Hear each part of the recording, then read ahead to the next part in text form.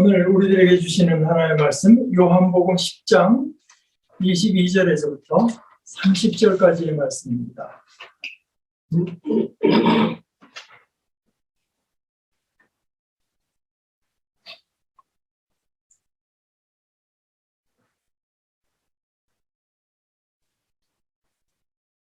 예루살렘은 성전 봉헌절이 되었는데 때는 겨울이었다.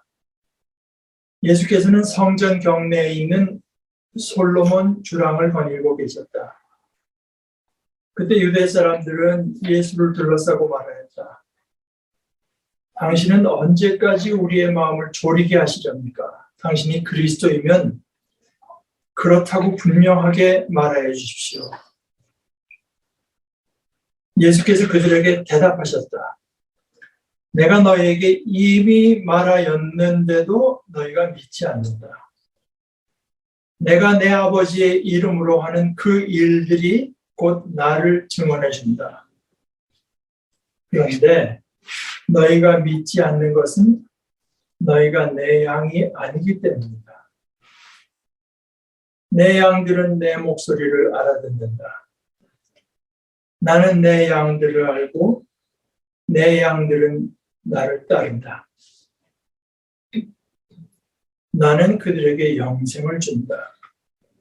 그들은 영원토록 멸망하지 아니할 것이요 또 아무도 그들을 내 손에서 빼앗아 가지 못할 것이다. 그들을 나에게 주신 내 아버지는 만유보다도 더 크시다. 아무도 아버지의 손에서 그들을 빼앗아 가지 못한다. 나와 아버지는 하나이다. 하나의 말씀입니다. 하나님 감사합니다.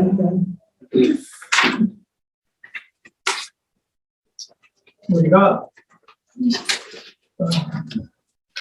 대부분의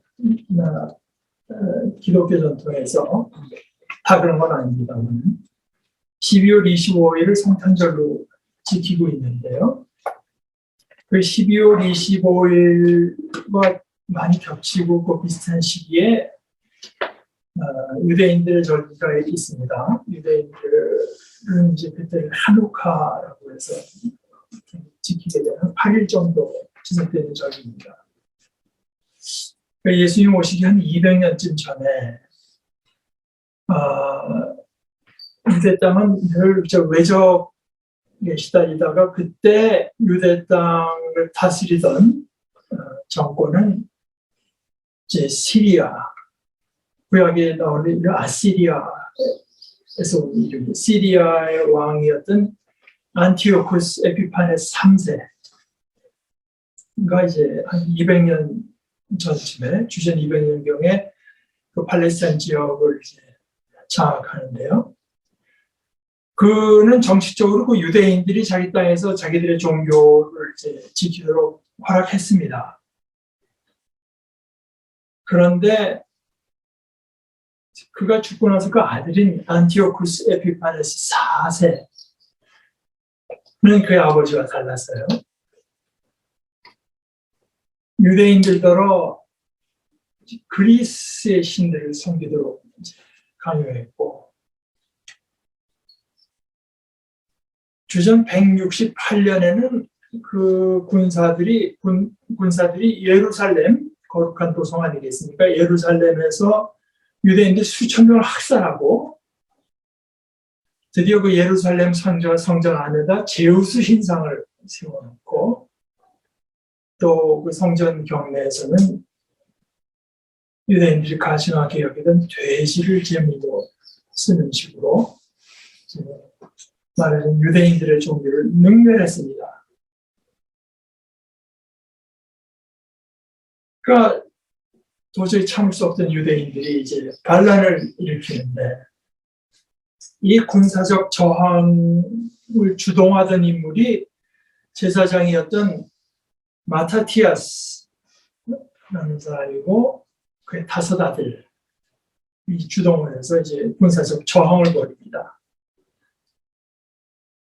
그러다 한 2년 뒤에 이제 마타티아스가 죽고 나서는 그의 아들 가운데서 유다 유다 마카비라고 하는 인물이 이제 그 지휘권을 쥐고는 이 사람이 벌인 전술은 주로 이제 게릴라전, 뭐 전력이 딸리니까요. 게릴라전을 통해서 이제 항쟁을 아주 성공적으로 이끌어가지고 마침내 예루살렘에서 시리아인들을 몰아내는 데 성공합니다.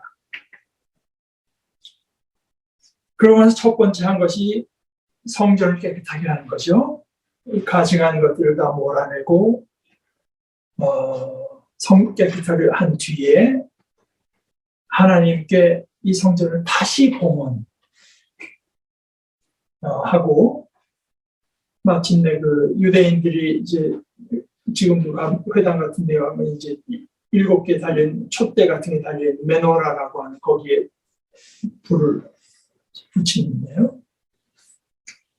이것을 기념하는 절기가 한우카입니다. 오늘 우리가 읽은 새 번역의 용어로는 성전 봉헌절입니다. 이 절기에 성전 경내에 그러니까 석주들이 이제 있으면서 거기 사람이 이제 이용할 수 있는 스페이스를 주랑의 헬라어 원문이 스토아입니다. 스토아 학파리 이제 거기 모여서 그냥 이러쿵저러쿵 스토아, 솔로몬 스토아 를 예수님께서 거닐고 계셨는데 유대 사람들이 와서 예수님을 에워싸고는 묻습니다. 대체 언제까지 우리의 마음을 졸이게 하시렵니까?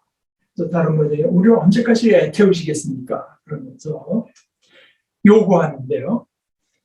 당신이 그리스도라, 다시 말해서 메시아라고 하면은, 당신이 메시아라면 좀 그렇다고 분명히 말해 주십시오.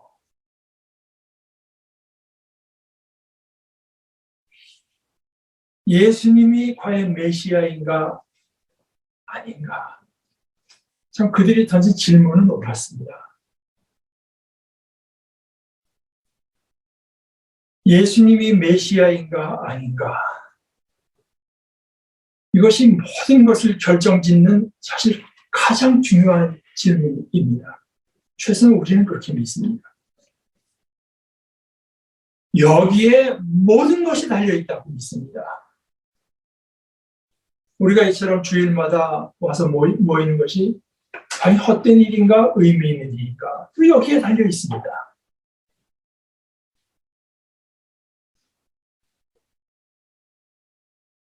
이 시종을 알 수 없는 우주와 시간, 역사라고 하는 것, 이것에는 과연 의미도 있고 목적도 있는 것인가 아닌가, 이것도 여기에 달려있다고 우리는 믿습니다. 우리 자신이 이렇게 존재한다고 하는 것, 또 우리 자신이 아둥바둥거리면서 살아간다고 하는 것, 여기에는 어떤 의미가 있는가? 우리라고 하는 존재는 과연 어떤 일시적이고 편의를 따른 목적이 아니라 영원한 목적을 위해서 지어진 존재인가 아닌가? 이 모든 것이 사실은 여기에 달려 있습니다. 예수가 과연 메시아인가 아닌가? 그런데요, 예수가 그리스도다, 예수가 메시아다 라고 하는 것은 이건 단순한 정보나 지식의 차원의 이야기가 아닙니다. 그들에게 주신 예수님의 대답에 이미 그것이 드러나 있습니다. 내가 너희에게 이미 말하였는데도 너희가 믿지 않는다. 이것은 단순히 정보의 문제가 아니라 믿음의 문제이며 관계의 문제입니다. 나아가서 소속의 문제고 존재의 문제입니다. 우리와 예수님은 어떤 관계인가? 우리가 과연 그에게 속한 존재인가? 우리가 그에게 속했다면 오늘 예수님 말씀대로 하면 우리는 그의 손 안에 있습니다. 또 하나님의 손 안에 있습니다. 이 소속은 무엇보다도 가장 확고하고 안전한 소속입니다. 그렇게 보이지 않을지라도 그렇습니다. 아무도 그들을 내 손에서 빼앗아, 다른 말로 가로채 가지 못할 것이다. 만유보다도 더 크신 하나님께서 예수님께 그들을 주셨습니다. 그리고 그들은 만유보다 더 크신 그분 아버지의 손 안에 있으니 누가 아버지의 손에서 그들을 빼앗아 갈 수 있겠느냐. 이렇게 말씀하시고는 한 말씀을 더 하십니다. 나와 아버지는 하나다.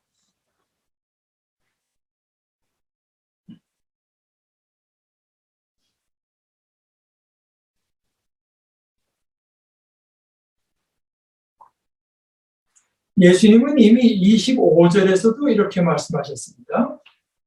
내가 내 아버지의 이름으로 하는 그 일들이 곧 나를 증언해 준다. 예수님이 그리스도다. 예수님께서 메시아라고 하는 그 말의 뜻은 다른 무엇보다도요, 예수님과 그 아버지와의 관계에 그 핵심이 있습니다. 이것을 저 뒤에 38절의 표현을 따라서 말해보자면 아버지께서 내 안에 계시고 또 내가 아버지 안에 있다는 것. 이것이 핵심입니다. 아버지와 우리들, 또 우리와 예수님과의 관계도 마찬가지입니다. 이것은 단순히 정보나 지식의 문제가 아닙니다. 설령 어떤 사람이 메시아라는 용어 또는 그리스도라고 하는 그 말을 모르더라도 하나님께서 예수님 안에 계시고 예수님께서 그 아버지 안에 계시다가 하는 그것과 그 아버지께서 우리들을 그 아들 예수님께 주셨다고 하는 것을 믿고 알면 그러면 우리에게는 영생이 있습니다. 우리가 기계적으로 예수는 그리스도다 고백해서 구원받는 것이 아닙니다. 그 실질이 중요하잖아요.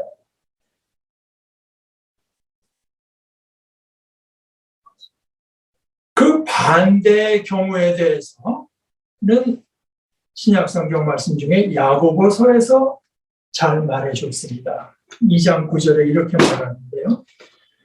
그대는 하나님께서 한 분이심을 믿고 있습니다. 지식이 있습니다. 정보가 있습니다. 그건 잘하는 일입니다. 그런데 당신보다 더 잘 알고 더 잘 믿는 존재가 있습니다. 그런데 귀신들도 그렇게 믿고 그런데 귀신들은 그것들을 떠옵니다.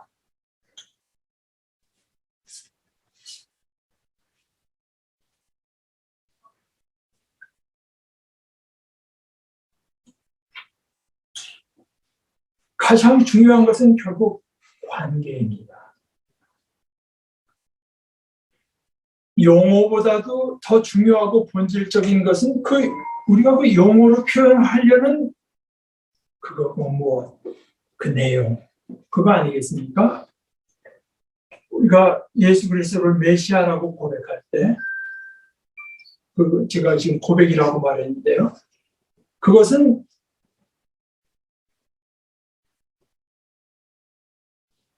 우리를 위한 메시아 또는 나를 위한 메시아일 수밖에 없고요. 제3자적인 입장에서 어떤 지식을 말하는 게 아니잖아요. 따라서 그분이 메시아라고 하는 이것은 그분이 나의 메시아 혹은 우리의 메시아라고 하는 고백일 수밖에 없습니다.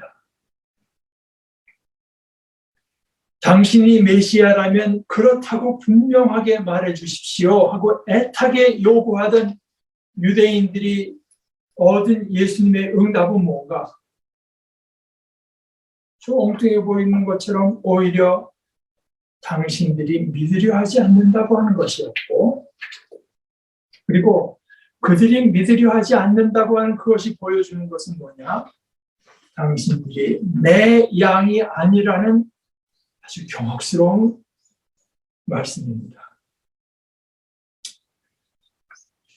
신약 학자였던 볼트만이라고 하는 분이 여기서 적절히 지적한 것처럼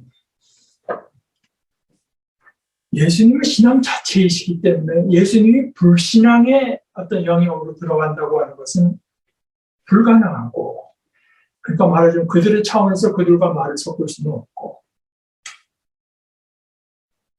이 불신앙의 영역이라고 하는 것은 신앙의 영역을 마주 대함으로써만 흔들릴 수 있기 때문에 예수님께서 당신들이 내 양이 아니라고 하신 말씀은 저주의 말씀이나 최종적인 심판의 말씀이라기보다 불신앙을 버리고 신앙의 영역으로 들어오라는 초청이 그 안에 들어있다.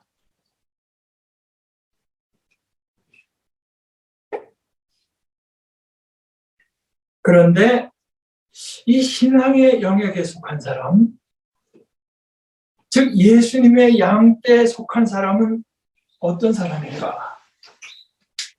예수님의 말씀은 내 양들은 내 목소리를 알아듣는다. 원어로는 그냥 듣는다고 했지만 그 뜻은 물론 알아듣는다는 뜻입니다. 그리고 나는 그들을 안다. 그리고 그들은 나를 따른다.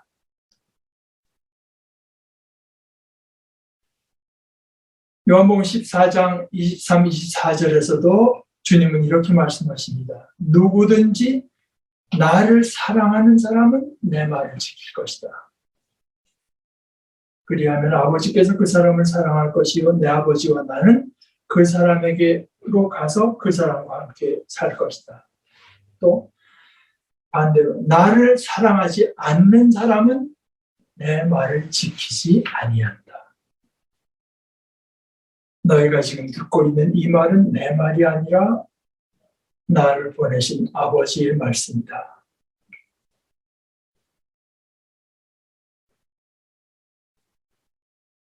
내가 예수님의 말씀을 지키고 싶고 또 그것을 지켜야 된다고 하는 어떤 부담감은 부담감이 돼 참 복된 부담감. 이 말씀을 지키고 싶다는 간절함이 내게 있는가?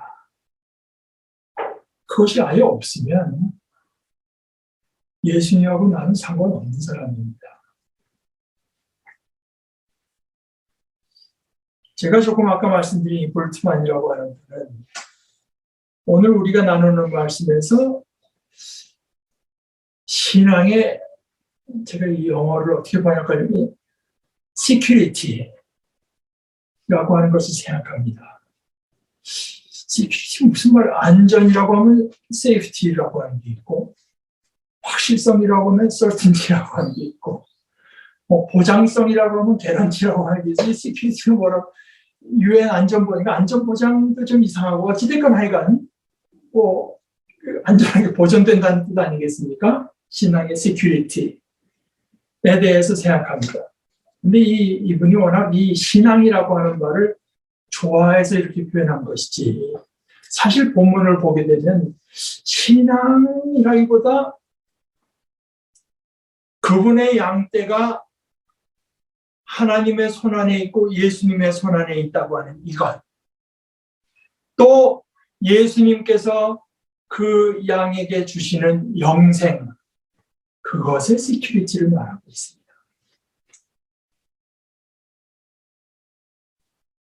그러니까 예수님께 속한다고 하는 것은 어떤 것으로도 방해되거나 훼손되거나 하물며 끝낼 수 없는 영원한 것이라고 하는 말씀입니다.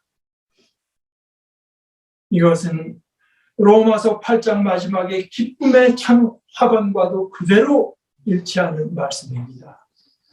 로마서 8장 38, 39절 나는 확신합니다. 죽음도 삶도 천사들도 권세자들도 현재일도 장래일도 능력도 높음도 깊음도 그 밖에 어떤 피조물도 우리 주 예수 그리스도 안에 있는 하나님의 사랑에서 끊을 수 없습니다.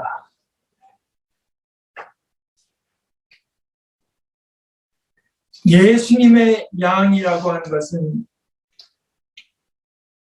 가장 복된 신분, 영원히 복된 신분입니다. 그런데 우리는 예수님의 양인가? 우리 자신이 과연 예수님의 양인지 우리가 알 수 있습니까? 오늘 예수님의 말씀에 근거해서 저는 우리가 알 수 있다고 생각합니다. 어떻게 알 수 있습니까?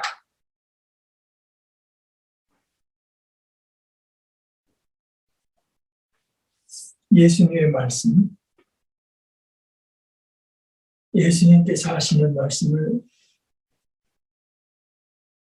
내게 하시는 말씀으로 우리가 듣고 있나?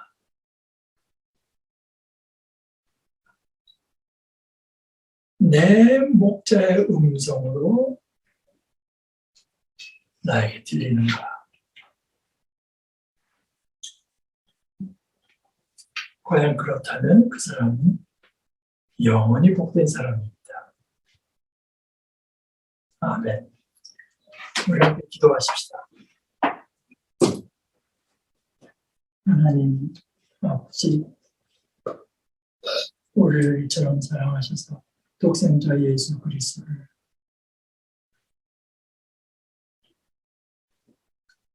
주신 아버지 하나님을 믿고 아버지 하나님의 사랑을 믿고 예수님의 이름을 믿고 예수님의 모든 말씀에서 우리 자신의 목자의 음성을 듣고 따르는 복된 무리들이 되도록 성령으로 저희를 주장하여 주시옵소서. 예수님의 이름으로 기도합니다. 아멘.